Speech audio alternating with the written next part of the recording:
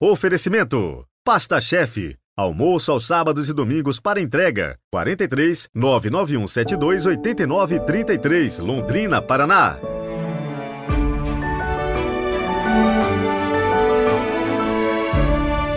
Bom dia, bem-vindos a este novo dia, quarta-feira, 8 de março de 2023.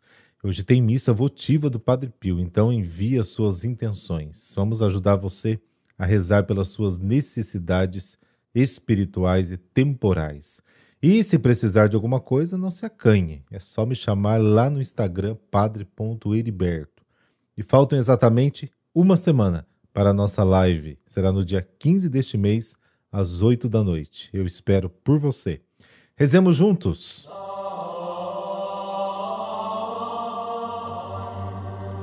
Pelo sinal da Santa Cruz, livrai-nos Deus, nosso Senhor, dos nossos inimigos. Ó Deus, conservai constantemente vossa família na prática das boas obras, e assim como nos confortais agora com vossos auxílios, conduzi-nos aos bens eternos. Amém.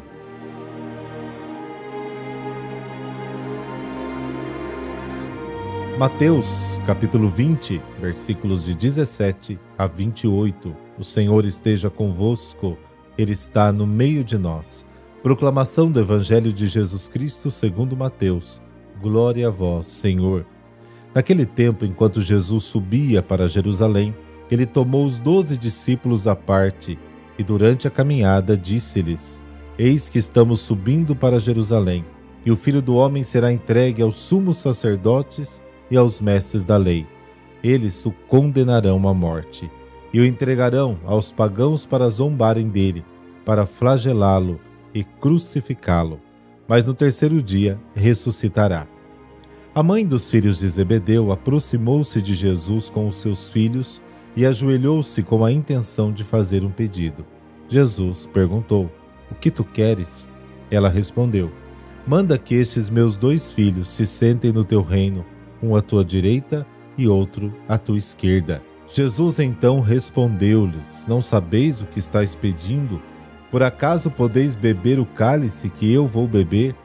Eles responderam: Podemos. Então Jesus lhes disse: De fato, vós bebereis do meu cálice, mas não depende de mim conceder o lugar à minha direita ou à minha esquerda.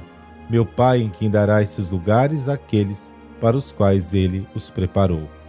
Quando os outros 10 discípulos ouviram isso, ficaram irritados contra os 2 irmãos. Jesus, porém, chamou-os e disse: Vós sabeis que os chefes das nações têm poder sobre elas e os grandes as oprimem. Entre vós não deverá ser assim. Quem quiser tornar-se grande, torne-se vosso servidor. Quem quiser ser o primeiro, seja o vosso servo.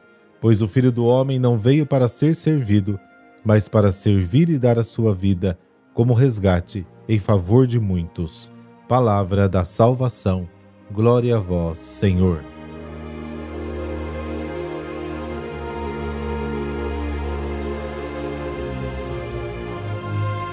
O texto de hoje é um contraponto entre 2 glórias, a do Filho do Homem e a dos homens. A primeira consiste em doar-se, em servir e dar a própria vida. A segunda, em possuir, escravizar e dar por fim a morte. É uma luta entre o egoísmo e o amor, onde o amor vence com a sua derrota e o egoísmo perde com a sua vitória. A história é um diálogo de mal-entendidos entre Jesus e os discípulos. O que a mãe dos filhos de Zebedeu quer de Jesus não é a glória, ou seja, Deus, mas a vanglória, ou seja, ter, poder, aparecer. A passagem está dividida em 3 partes. A primeira glória do Filho do Homem, a cegueira dos discípulos que a confundem com a glória dos homens e a comparação entre as 2 glórias. Este texto, na realidade, nos prepara para o próximo, que é a iluminação dos cegos de Jericó, e será a derrota da vanglória, que nos impede de receber a verdadeira glória. A revelação do Filho do Homem que sobe a Jerusalém é a luz que penetra violentamente em nossas trevas e revela a cada homem a verdadeira identidade de Deus, cuja glória é amar, servir e dar a vida. Nesta passagem, o modo de pensar e agir do mundo e o de Jesus se confrontam e colidem. Um é apresentado no comportamento dos grandes, em sua vontade de oprimir e dominar. A outra é caracterizada pela conduta de Jesus, que veio para servir e dar a vida pela humanidade. O exemplo de Jesus deve levar a uma mudança de mentalidade. A atitude pedida por Jesus não surge espontaneamente, não é própria do homem. Exige uma conversão. Kierkegaard escreveu: você não tem a menor participação nele, em Cristo, nem a mais remota comunhão com ele, se você não se colocou em harmonia com ele no seu rebaixamento. Ficar pequeno é a atitude oposta dos homens, sedentos de poder e grandeza. Jesus se fez pequeno até a morte na cruz. Filipenses capítulo 2. Todos esperávamos que o Filho de Deus viesse para ser servido e matar os pecadores. Mas não foi isso que aconteceu. Ele veio para servir e dar a sua vida em resgate por todos. As nações se organizam como sociedades, enquanto a igreja deve ser uma família na qual não deve ter superiores e súditos, senhores e subordinados, mas somente irmãos. Mateus 18.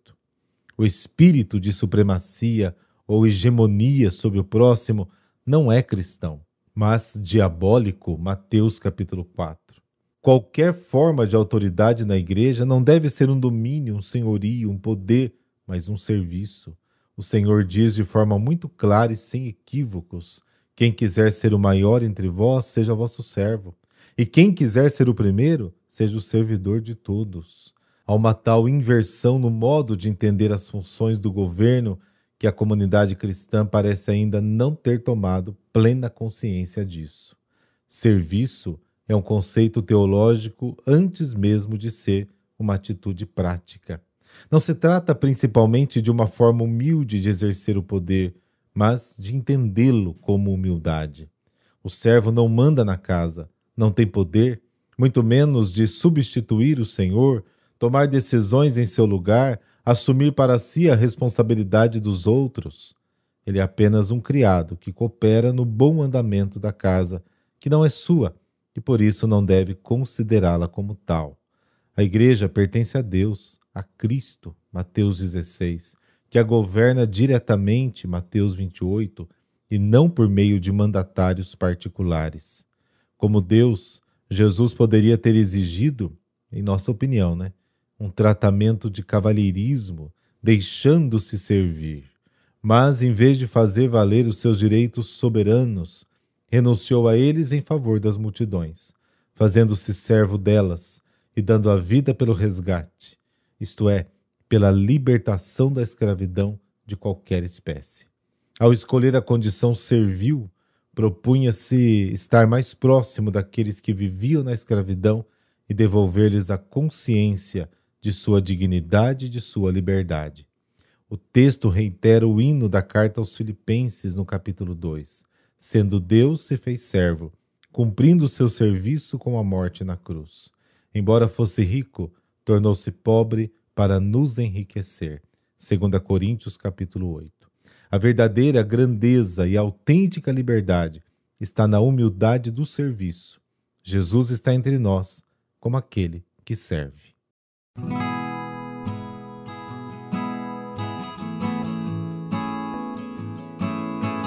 São João de Deus. João Cidade Duarte era o nome dele. Nasceu no dia 8 de março de 1495 em Montemor o Novo, próximo de Évora, Portugal.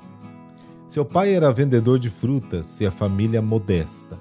Aos 8 anos, não se sabe ao certo se fugiu ou se foi levado de sua casa.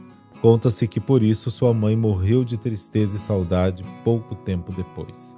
O pai viúvo se fez monge franciscano em Lisboa e morreu em 1520. Sabe-se que João foi levado a pé para Madrid, na Espanha, caminhando com saltimbancos e mendigos. Perto da cidade de Toledo, um viajante o entregou a Francisco Majoral, administrador dos rebanhos do conde de Oropesa, afamado por ser caridoso. Nessa época, o menino recebeu o apelido de João de Deus, porque ninguém sabia quem ele era e de onde vinha. Ali João foi acolhido quase como filho e trabalhou como pastor de ovelhas. Por volta dos seus 27 anos, Francisco quis casá-lo com sua própria filha, mas João não desejava isso. Sem saber o que fazer, fugiu e iniciou uma vida errante na Europa e na África. Com 22 anos, soldado no exército de Carlos V, lutou na Batalha de Paiva contra Francisco I, na reconquista dos franceses. Desentendeu-se, porém, na tropa, sendo acusado de irregularidades e expulso.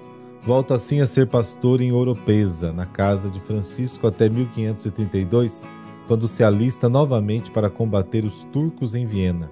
Mas em 1533 retorna a Montemoro Novo, onde não foi reconhecido. Afinal, um tio lhe comunica a morte dos pais e segue então para Sevilha, Espanha, onde novamente trabalhou como pastor. Muda-se para Ceuta, à época cidade lusitana no norte da África, servindo heroicamente a uma família portuguesa de 6 pessoas, exilada e adoentada, sustentando-a com seu trabalho nas obras de fortificação das muralhas da cidade. Teve uma crise espiritual quando o amigo decidiu abraçar o islamismo, decidindo voltar para a Espanha. Assim, em 1538, começou a vender livros e pouco tempo depois estabeleceu uma livraria. Apaixonou-se pelos livros, especialmente os com imagens sagradas, entendendo-os como uma ajuda para a oração e a fé. Em 1539, na festa de São Sebastião, dia 20 de janeiro, houve a pregação de João d'Ávila, futuro santo e doutor da Igreja. Ocorre então a sua verdadeira adesão à fé, tão intensa que começou a gritar pedindo perdão e misericórdia a Deus pelos seus pecados. Vendeu ou distribuiu tudo o que possuía e deu aos pobres. Queimou os livros imorais e passou a se penitenciar publicamente, percorrendo a cidade, ferindo o peito com pedras e manchando o rosto com lama. Pedi esmola para os necessitados, com o que se tornou um lema: fazei o bem, irmãos, a vós mesmos, ajudando os pobres. Acharam que estava louco e internaram no Hospital Real de Granada, um hospício, onde o tratamento aos pacientes era desumano, conforme em parte a ignorância da época sobre as doenças mentais. Sofrendo cruelmente, ele mesmo percebeu, então, a vocação que Deus lhe dava, a de cuidar destes irmãos.